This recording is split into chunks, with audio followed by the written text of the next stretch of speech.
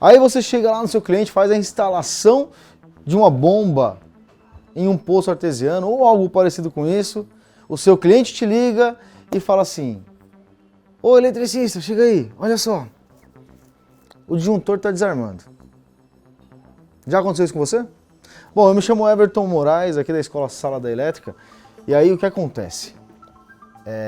Algumas pessoas, não foi uma só não, algumas pessoas já chegou até nós aqui, no Instagram principalmente da Sala da Elétrica, e trouxe essa situação. Falou: Everton, como é que eu faço para resolver o problema? Eu tenho um motor de uma bomba e o disjuntor dessa bomba fica desarmando o tempo todo. Em 70%, 80% dos casos, quando isso acontece, nós entendemos algumas coisas. A primeira coisa é, o eletricista independente que fez a instalação, por que eletricista independente? É você que presta serviços, né? Que fez a instalação dessa bomba, que é normalmente um motor elétrico trifásico, que tem a sua alimentação proveniente de um painel ou algo do gênero, ele dimensionou todo o processo de alimentação com base nas características elétricas do motor, né? Na principal, na corrente elétrica. Bom, a corrente nominal do motor é um dos fatores muito importantes para que você consiga determinar qual é o cabo que você vai ter que fazer, qual cabo você vai ter que usar para fazer a alimentação do motor, né? Mas existem alguns outros fatores que são de extrema importância que você não pode ignorar. Aliás, que se você ignorar, pode ser que o seu cliente passe a olhar você como um eletricista amador, para você ter uma ideia. Não só o seu cliente que te contrata e paga pelo seu serviço, quanto também o seu cliente interno na empresa onde você atua, se você for um funcionário de alguma empresa. Pensa comigo, eu te contrato, você vem, realiza a instalação, um dia depois, o disjuntor desarmando, eu tenho que te ligar para vir corrigir algo que você acabou de fazer. E pior, você vai descobrir, no momento em que você chega lá, que você é o culpado por realizar a instalação de maneira errada e trazer esse problema para a sua instalação. Everton, como assim eu sou culpado? Sim, você é culpado porque na hora em que você fez a instalação, por exemplo, você não considerou alguns pontos importantes desse dimensionamento. Primeira coisa que você tem que olhar, toda vez que você for fazer um dimensionamento de um sistema de alimentação para uma máquina elétrica, além de simplesmente olhar para o nível de corrente elétrica que eu tenho de consumo desse motor, por exemplo, eu preciso entender também qual é a tensão, qual é as características de potência dessa máquina, mas principalmente a qual distância que ela está da fonte geradora de energia. Então, eu utilizo essa distância para calcular um dos fatores mais importantes e muito ignorado pelos profissionais, que é a queda de tensão nesse trecho de condutores, né, que vai alimentar a minha carga. Nesse caso aqui do exemplo, o motor, né? E aí, quando eu levo em consideração o dimensionamento com base na distância desses condutores, eu começo a entender o seguinte: às vezes, um motor que tem uma corrente nominal, sei lá, de 10 amperes, que você iria optar por colocar um condutor de 4, 6 milímetros quadrados, dependendo da distância que ele está da fonte geradora, da fonte de alimentação, ele deveria ter um condutor ali para a alimentação dele de 10 amperes, de 16 amperes.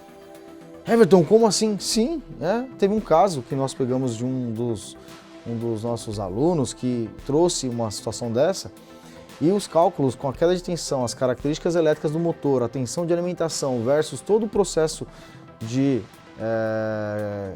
passagem de condutores nos eletrodutos e tudo mais, fez com que ele tivesse a necessidade de colocar um cabo de 16 milímetros quadrados para alimentar o motor, mas o 16 milímetros quadrados foi em função de ele estar usando cabo de alumínio, tá? Mas aí eu fico imaginando o seguinte: essa distância então ela é muito relevante.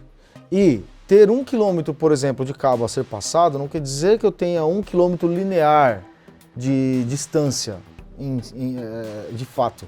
Às vezes eu tenho cerca de 200, 300 metros que está oculto aos seus olhos, que é só a passagem do condutor, dos cabos, nas eletrocalha, nos eletrodutos, ou seja, só a volta que o cabo dá até chegar na máquina elétrica pode ser que te dê uma distância que você não pode, de fato, de maneira nenhuma, ignorar.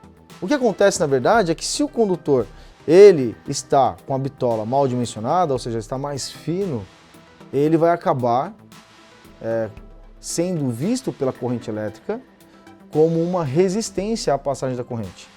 Bom, segundo a lei de Ohm, poderia destrinchar aqui a segunda lei de Ohm com você, mas você já deve conhecer, né? Se você não conhece, você vai precisar conhecer a segunda lei de Ohm. Aquela lei que você achou que nunca ia usar para nada, certo?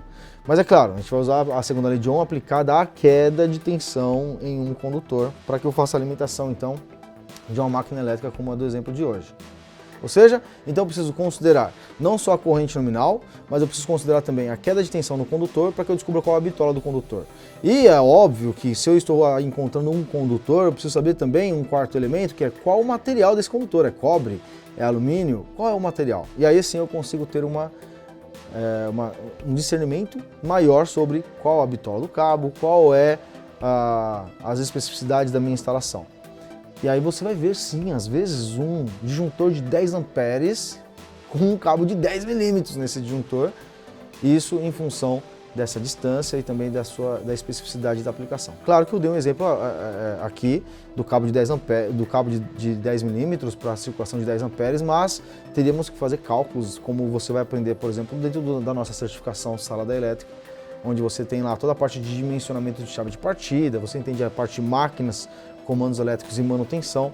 Então, você precisa absorver essas técnicas, esses conhecimentos para que, primeiro, não passe vergonha na hora que você estiver na frente do seu cliente, não seja visto como um profissional que acabou não cumprindo com o objetivo daquela instalação e não fazer o seu cliente perder dinheiro, porque se você fizer ele comprar 1 km de cabo de 6 milímetros, que não é um cabo, serão no mínimo 4, 3 da sistema trifásico e mais um terra para a proteção dele, né? Então 4 cabos de 6 milímetros, nós temos aí 4 quilômetros de cabos. E aí você descobrir que não poderia ser esses cabos de 6 milímetros, teria que ser de 10, cara, olha o dinheiro que você vai estar perdendo ali, né? Vai estar rasgando dinheiro de fato, né?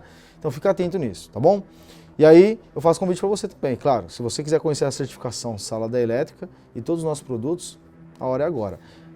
Aqui na descrição vai ter um link, ou em algum lugar desse vídeo aqui tem um link para você conhecer e falar com o nosso time aqui, tá bom? Então fique atento nesse quesito importante do dimensionamento desses motores quando eles estão a distâncias muito longas.